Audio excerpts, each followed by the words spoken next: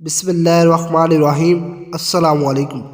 جس وقت طبیب کو بلایا گیا تو طبیب نے کہا یہ تو زہر ہے اور زہر جان بوجھ کر لگایا گیا ہے۔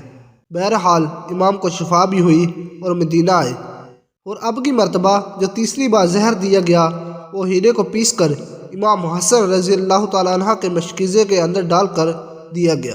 امام حسن رضی اللہ تعالیٰ عنہ 27 صفر کی رات سوئے ہوئے تھے، اچانک نیند سے بیدار ہوئے۔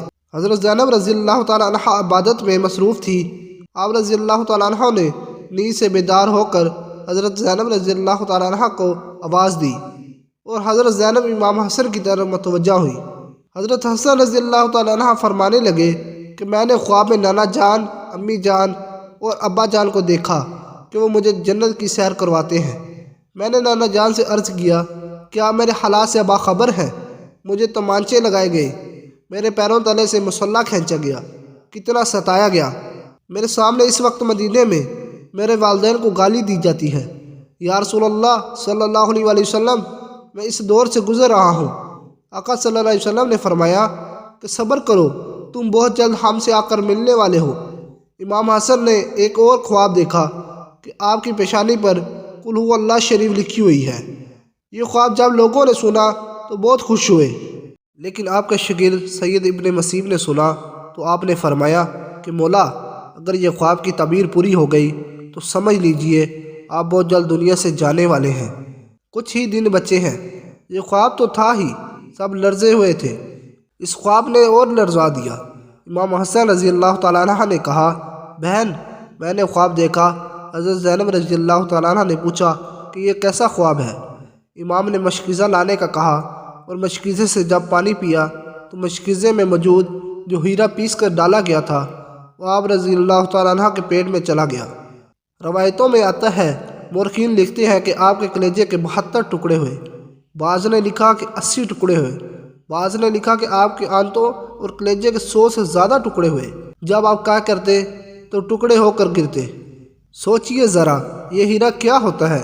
اس کو کانچ پر چلائے تو کانچ کٹ جاتا ہے۔ یزید صرف قاتل حسین ہی نہیں بلکہ قاتل حسن بھی ہے۔ اس پر تو سب اتفاق کرتے ہیں کہ سازش یزید کی تھی، لیکن زہر دیا کس نے، اس پر تاریخ خاموش ہے۔ حضرت مولانا حسن بریلوی رحمۃ اللہ علیہ نے ایک عورت کا نام لکھا ہے، لیکن مفتی جلال الدین رحمۃ اللہ علیہ اس پر خاموشی کا حکم دیتے ہیں۔ مورخین اس میں اتنے الجھے ہیں کہ کوئی واضح موقف پیش نہیں کیا جاتا، لیکن پڑھے لکھے لوگ ان کے لیے ایک بات ہے کہ زہر دینے والا کون ہے۔ جس وقت ٹکڑے ہو کر گرنے لگے تو امام حسن نے حضرت حسین رضی اللہ تعالیٰ عنہ کو بلانے کا حکم دیا تاکہ کچھ نصیحتیں کر دوں۔ حضرت حسین رضی اللہ تعالیٰ عنہ آئے اور حالت دیکھ کر گلے مل کر خوب روئے۔ بھائی بتاؤ، آپ کو زہر کس نے دیا؟ اس لیے کہ سید الصابرین کا نواسہ ہے۔ بھائی مجھے جس پر شک ہے اگر وہی ہے تو اللہ بہترین انتقام لینے والا ہے، اور شک کی بنیاد پر کسی کو قتل نہیں کیا جا سکتا، کیونکہ میں نام لوں گا تو تم قتل کرو گے، اور شک کی بنیاد پر کسی کو قتل نہیں کیا جا سکتا۔ اللہ بہترین انتقام لینے والا ہے۔ جب امام حسن رضی اللہ تعالیٰ عنہ نے امام حسین رضی اللہ تعالیٰ عنہ کو نہیں بتایا کہ قاتل کون ہے تو حتمی طور پر کسی کے بارے میں یہ فیصلہ کر دینا کہ فلاں قاتل ہے، میں سمجھتا ہوں کہ یہ زیادہ مناسب نظر نہیں آیا۔ بہرحال جب صبح ہوئی اور لوگ جمع ہونے لگے تو اس وقت امام حسن رضی اللہ تعالیٰ عنہ نے کہا حسین، میرا چہرہ کیسا نظر آ رہا ہے؟ امام حسین نے روتے ہوئے فرمایا آپ کا چہرہ ہرا ہو گیا ہے۔ مسکرا کر کہا اس تکلیف میں مسکرایا ہے حسن جس تکلیف میں لوگوں کی ساری خوشیاں چھن جاتی ہیں۔ حسن مجتبیٰ رضی اللہ تعالیٰ عنہ نے جب سنا کہ میرا چہرہ ہرا ہو گیا تو فرمایا حسین، یاد ہے نانا کی حدیث معراج مکمل ہو گئی ہے؟ لوگوں نے پوچھا کہ حدیث معراج کیا ہے؟ فرمایا کہ جب میرے حضور صلی اللہ علیہ وسلم معراج پر گئے تھے اور ہماری پیدائش بھی نہیں ہوئی تھی تو نانا معراج پر جنت کی سیر کر رہے تھے تو جنت میں 2 محل دیکھے، ایک ہرا تھا اور ایک لال تھا۔ اس وقت رضوان جنت نے کہا کہ یا رسول اللہ صلی اللہ علیہ وسلم، جاتے جاتے اپنے شہزادوں کے محل بھی دیکھ جائیں جن سے پوری جنت کا حسن 2 بالا ہوتا ہے۔ حضور صلی اللہ علیہ وسلم نے فرمایا کہ یہ ہرا کس کا ہے اور لال کس کا ہے؟ کہا کہ لال تو حسین کا ہے اور ہرا حسن کا ہے۔ میرے حضور صلی اللہ علیہ وسلم نے پوچھا کہ رضوان، تو یہ تو بتاؤ کہ حسن کا ہرا کیوں اور حسین کا لال کیوں؟ رضوان کی گردن جھک گئی اور آنکھوں میں آنسو آ گئے۔ اہل بیت کی محبت میں رضوان جنت بھی روتا ہے، جبکہ جنت میں کوئی رو نہیں سکتا۔ جنت وہ ہے جہاں رویا نہیں جاتا، لیکن یہ شہادت حسین ہے، اسے جب جب بھی یاد کیا جاتا ہے تو رضوان جنت بھی روتا ہوا نظر آتا ہے۔ رضوان کی عرض کرنے کی ہمت نہ ہوئی۔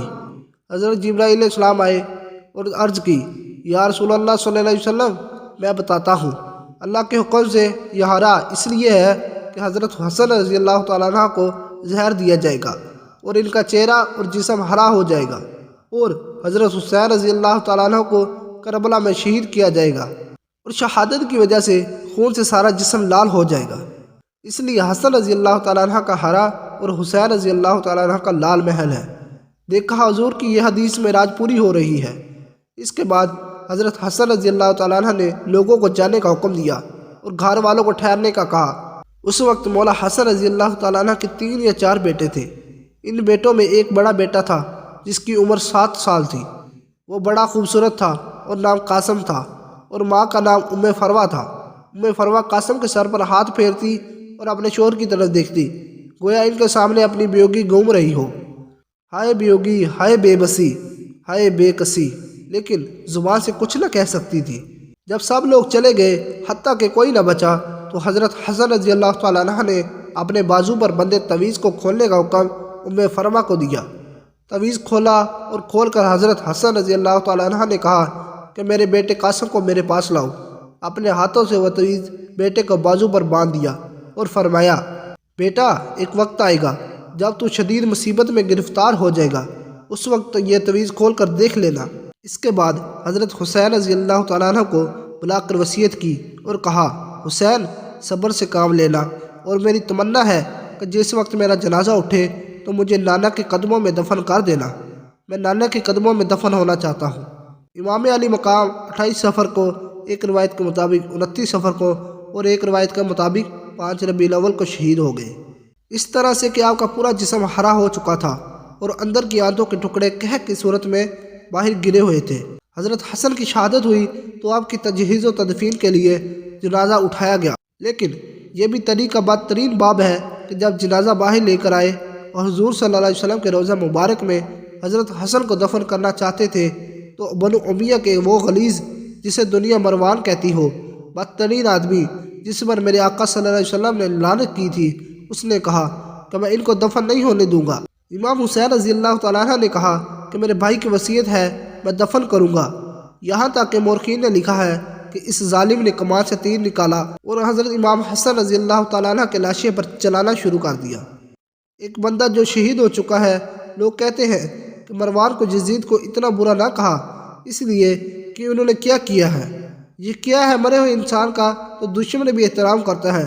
مروان کیسا ظالم تھا، نانا کے قدموں میں نمازی کو لے جا رہے ہیں تو تلوار سے جنازہ روک لیا اور جنازے پہ تیر چلانا شروع کر دیا۔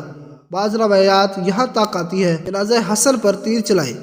حضرت زینب رضی اللہ تعالیٰ عنہ نے کہا کہ فاطمہ کے 2 بیٹوں کے جنازے میں نے دیکھے ہیں۔ حسن رضی اللہ تعالیٰ عنہ کو تو 2 بار کفن ملا ہے، حسین رضی اللہ تعالیٰ عنہ کو تو 1 بار بھی کفن نہ ملا۔ لوگوں نے کہا کہ حسن رضی اللہ تعالیٰ عنہ کو 2 بار کفن کیسے ملا؟ کہا کہ جب مروان نے حسن رضی اللہ تعالیٰ عنہ کے لاشے پر تیر چلایا تو وہ تیر لگا تو وہ حسن رضی اللہ تعالیٰ عنہ کے کفن سے خون کی فوار نکل پڑی، تو اس وقت لوگوں نے کہا کہ ایک کفن پر اب دوسرا کفن پھر لپیٹ دو تاکہ حسن کو رنگین کفن میں لے کر نہ جایا جائے، بلکہ ایک کفن اور دے دیا جائے۔ یہ بھی حضرت حسن رضی اللہ تعالیٰ عنہ کی کرامت ہے کہ وصال کے بعد بھی تیر لگا تو آپ رضی اللہ تعالیٰ عنہ کے جسم سے خون کی فوار نکلی۔ کسی نے امام حسین رضی اللہ تعالیٰ عنہ سے کہا، شہزادہ حسن رضی اللہ تعالیٰ عنہ کی یہ وصیت تھی کہ مجھے حضور کے قدموں میں دفن کرے، لیکن انہوں نے یہ بھی کہا کہ اگر مروان آڑے آئے تو مجھے امی جان کے قدموں میں دفن کر دینا، آپ اس پر بھی عمل کر سکتے ہیں۔ پھر حضرت امام حسن رضی اللہ تعالیٰ عنہ کو حضرت فاطمہ رضی اللہ تعالیٰ عنہ کے قدموں میں دفن کر دیا گیا۔ اللہ پاک ہم سب کی بخشش فرمائے، سنت رسول پر عمل کرنے کی توفیق عطا کرے۔ اگر ویڈیو اچھی لگی ہے تو میری ویڈیو کو لائک اور چینل کو سبسکرائب ضرور کیجیے گا۔ اللہ حافظ۔